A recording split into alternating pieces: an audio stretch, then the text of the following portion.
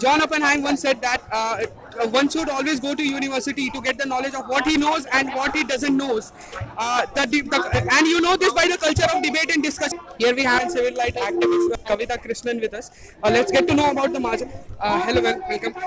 Ma'am, since last 1 year there has been unrest in the youth, especially from Jawaharlal Nehru University, Hyderabad, and now Delhi University. What is the reason behind this certain unrest? Yeah, I think we should not fall into the trap that some media channels are trapping us into, of calling this unrest. Okay, there are one-sided attacks by the ABVP, and there is a tremendous resistance to it by students and teachers in all these university campuses. And I think we have to understand why ABVP is scared of university campuses, because the ABVP leader Saurabh Sharma admitted it.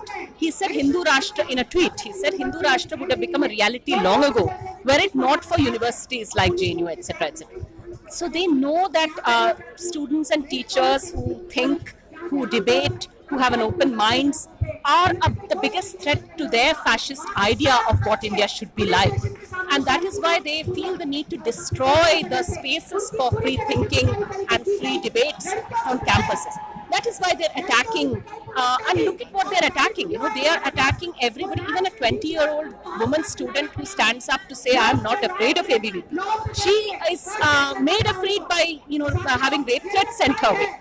So that shows you that they are scared, not just of, and it isn't about a clash between one ideology and another ideology, or one organization, another organization. This is about a fascist attack on all of us, on all citizens. How do you justify the violence in this?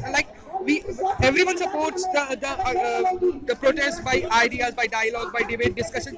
What makes them resort to the violence, the stone pelting as yeah, well? of course. I mean, that's precisely our point. That they resort to stone pelting because they are afraid that if people hear a seminar, or people listen to a teacher in a classroom, or people look at read a leaflet or something like that, then they feel afraid that people in general might get convinced by that. So that is why they feel the need to silence a film, silence seminars, silence everything. Talking of seminars here, one of the biggest national university, Banaras Hindu University, is also in the GAP. Yes. It has been allegations have been leveled that there are only seminars specific to RSS ideologies, Exactly. and Gandhi's ideologies have not been discussed. So how do you discuss that? They are comparing the BHU with the JNU. That one ideology is very dominant in JNU, one ideology is In JNU, it's silly to say that one ideology is dominant.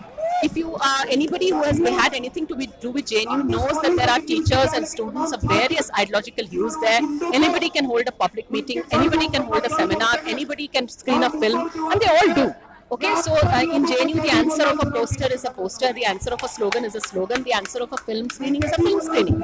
So the point is that in BHU, that is not the case. In BHU, ABVP is allowed, RSS is allowed to hold shakhas, but no ordinary student can organize a talk there.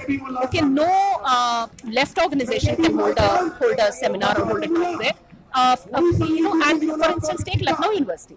I went to speak in Lucknow University on the issue of women's freedoms from Khap Panchayats. And the ABVP disrupted the seminar, didn't allow it because they said Khap Panchayats are a nationalist institution. To speak against them is anti-national. To speak about women's freedom is anti-national. So basically, this is an attack on our right to think and our right to debate. And there is a recent trend that whenever the season of elections come in India, whenever the elections of major state, like last year we have seen the sensitive issues such as beef being raised up, sensitive issues such as nationalism being raised up. This time when there is an election in UP, which is a very important state.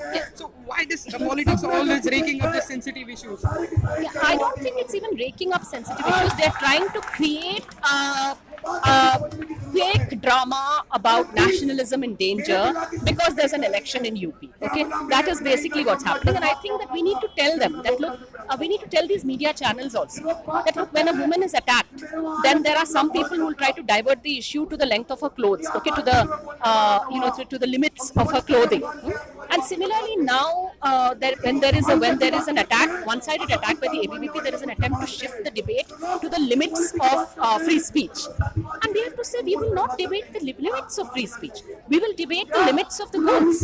We will tell the goons, ABVP people, that if you want to wield lathis and whatnot, do it inside the RSS Shaka. Don't get out of the RSS Shaka and do it on the streets or on the campuses. You can't do it there. Ma'am, just one question. They always give the argument of what is happening in Kerala. The other side of the people don't talk about it. So what do you have to say on See, that? my point is the issue of political violence in Kerala is a separate one. Okay, RSS is not an innocent victim there. RSS itself has done innumerable killings there.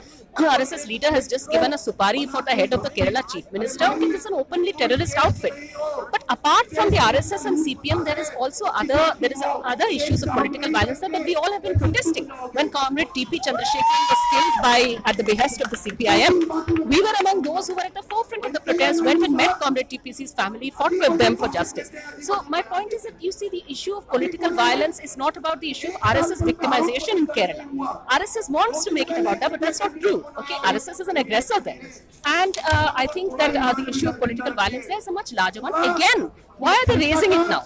Is it to justify ABVP hooliganism in Delhi University? You will say, oh, the left does it in Kerala. That is not an answer. So the tit for tat doesn't work for RSS. That is not an answer. Thank you very much for talking to us. So the civil right activist Mr. Kavita Krishnan with us, which said that RSS can't play its victimization card in Kerala. With camera person Akshay Pratap Singh in the protest from Mandi House to Sansad Bhavan. This is Samay Pandey for IMC News, New Delhi.